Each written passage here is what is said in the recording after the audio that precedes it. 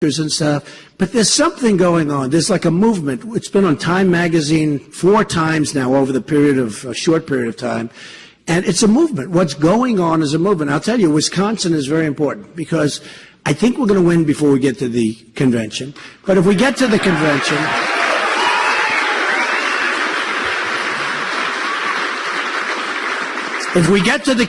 the establishment politicians who want to protect their jobs, who want to protect their paychecks, who want to protect all of the different things like the lobbyists and the special interests, they don't like me. Now, I used to be a part of the establishment. I was at the highest level. I gave lots of money, $350,000 to the Republican Governors Association. I gave a tremendous amount of money. I was establishment.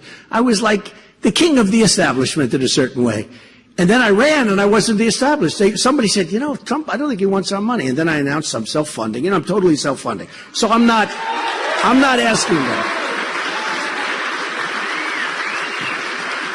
And, you know, coming over here, I said actually this morning when we were in the car, I said, you know, I don't think that I'm getting any credit for self-funding, okay? I'm not getting credit for turning down tens of millions of dollars. Bush had $148 million that he raised, which is very impressive. Unfortunately, couldn't get anybody to vote for him. You know, that's the problem. That's a big problem.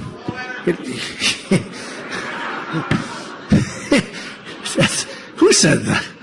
See, I won't repeat that. You know, I just get myself in trouble. But you know, it's very funny actually. It's called branding, right? Branding, forever branded. But Bush had $148 million, and you know, like in New Hampshire, he spent like tens of millions of dollars. I spent very little. I came in first. Then in South Carolina, other guys spent tens of millions, just so much more money. We came in first. But you know, I'm self-funding, and I don't know that I get the credit for it. I don't know when you go and you say, "Well, Cruz is okay." He's not, by the way. But let me tell you, no. He's not. He's not okay. He would do such a terrible job. You know, here's a guy who filibusters in the Senate. Now, you know, say what you want about these senators. These guys have been there a long time. They're professionals. They're not, you know, stupid people. And he stands up and he filibusters and he reads poems and he reads everything else and he's filibustering. A day and a half. He's never done anything. He never gets anything approved. Then he says, Donald Trump will negotiate. He will negotiate. Of course, that's the way it was. Our founders sort of had in mind. You got to negotiate. But I'll negotiate well. I'm not going to be.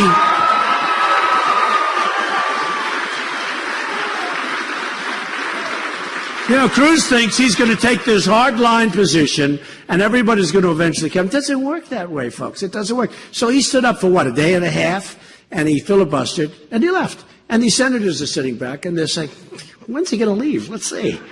Okay, he's still talking, right? He's still talking. And then they, you know, that's the way it works. Look, you're not dealing with babies. So what happens is he never did anything. He never accomplished anything, hasn't done anything.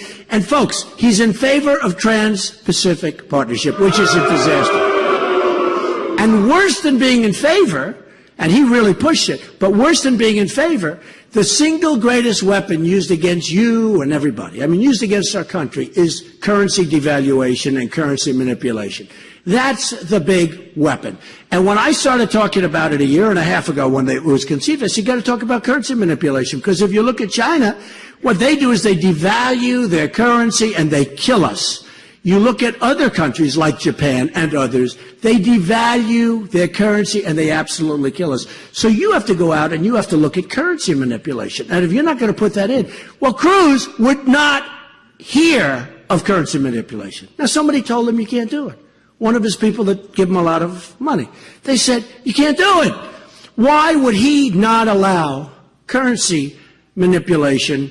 In other words, having clauses that you can't do that. In other words, it's a violation, right? Or it's a default.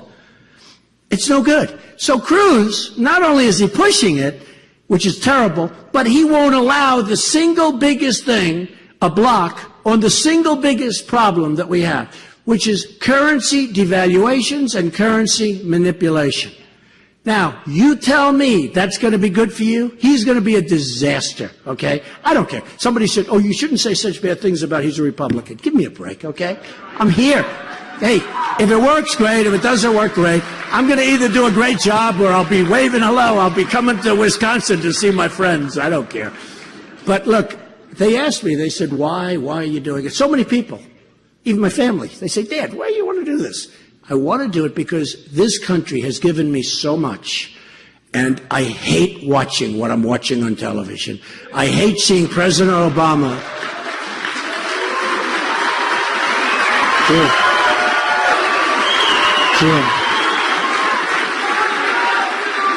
I hate seeing President Obama today saying that Iran has violated our agreement. I mean, what did he think?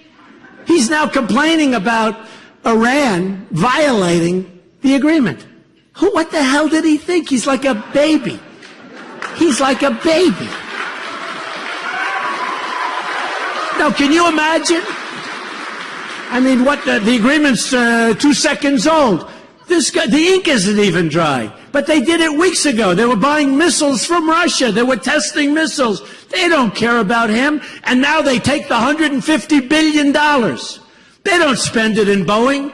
They buy 118 Airbuses. They don't want to buy Boeing. Then somebody on top of that says, well, they have a restriction. They're not allowed to buy in this country. Who the hell put that restriction on after we give them $150 billion? We give them $150 billion, I want to take the restriction off, right? Fast. Because I want the money. I mean, these people are just terrible. It's like amateur hour.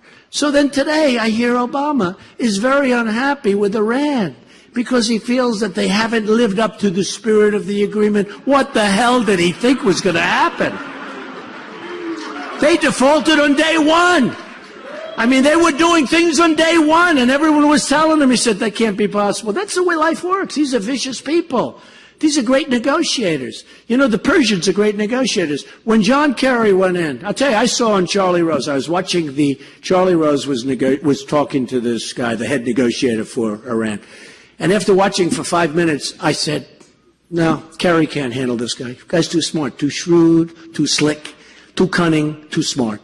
But I have guys that are much smarter than him, including me, by the way, but that's okay. No. I have guys that are much better than him.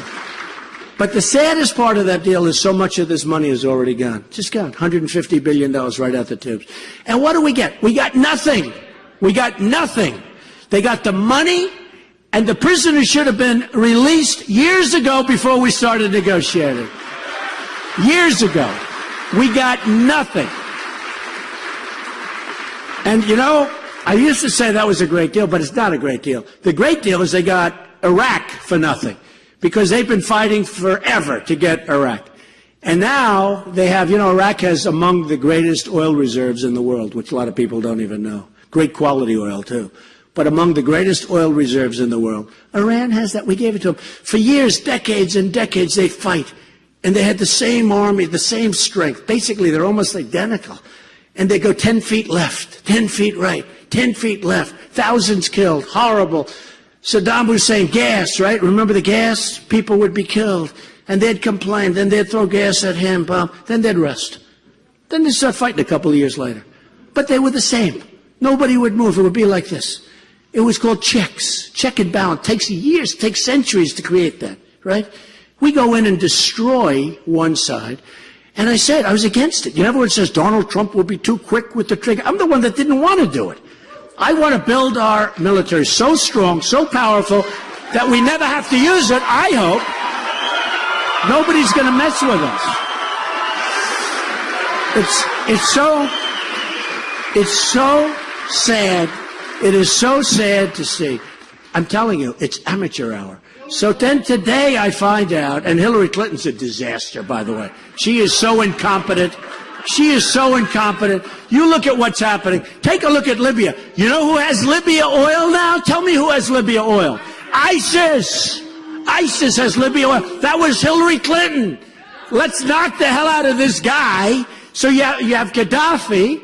Let's knock Gaddafi out. Now, Gaddafi and Saddam Hussein had one thing in common. They loved to kill terrorists. They were so good at it. They were as good as you could get at killing terrorists.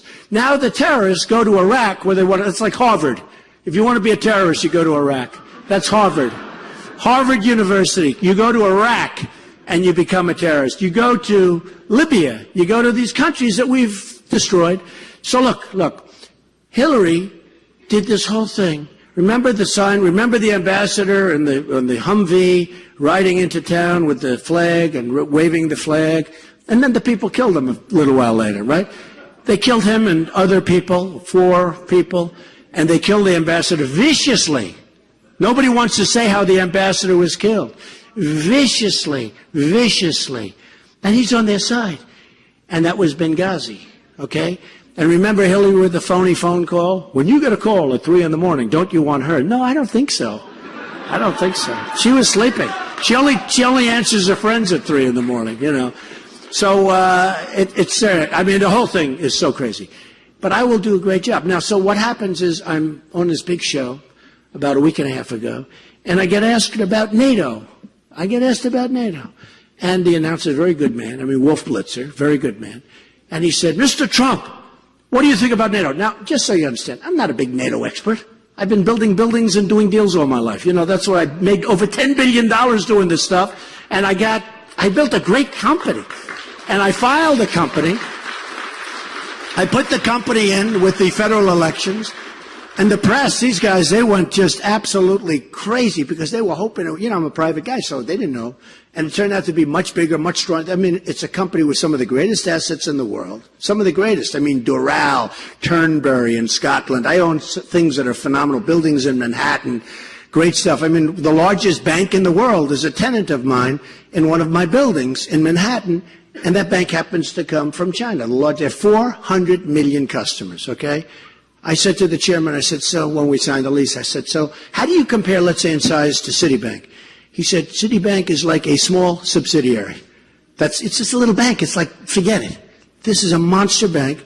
And, you know, and by the way, China, they're great. Mexico, great. All of these countries are great. I'm not angry at them. I'm angry that our leaders are so stupid that these countries can take advantage of us. I'm not angry at those countries. I mean, I made a tremendous amount of money dealing with China. And you know, and as far as Hispanics are concerned, I won the state of Nevada. I won, I think, 21 or 22 states.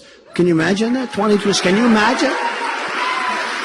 And how about Cruz? Did you see him? He got up during one of the debates. I'm the only one that's beaten Donald Trump. I won, I think it was 5 at that time, 5 or 6. I won 5 states. I beat Donald Trump. I'm the only one. And then I said, yeah, but I won 22. And he goes, he didn't even answer. You remember that? His expression. Do you remember his expression? I was in the Senate, because actually I've been in the Senate from the very beginning, right? There has never been a debate where I haven't been in the center. Center is number one. I keep telling the press, will you announce that I'm number one? Because a lot of people don't know that. You know, when you're in the center, that means you're number one.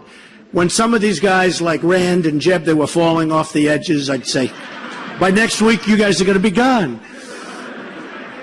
But I was always in the center. So he was over here, and he was talking about, I'm the only one, the only one. I said, yeah, but I mean, and that turned out to be a very famous internet picture. He didn't even argue with me. He just looked at me like this. Do you remember? It was the weirdest thing. He's a weird guy, I'm telling you. He is a weird guy, and he would get absolutely defeated. You know, I haven't even started on Hillary yet. I don't care about Hillary right now. I only care about the two.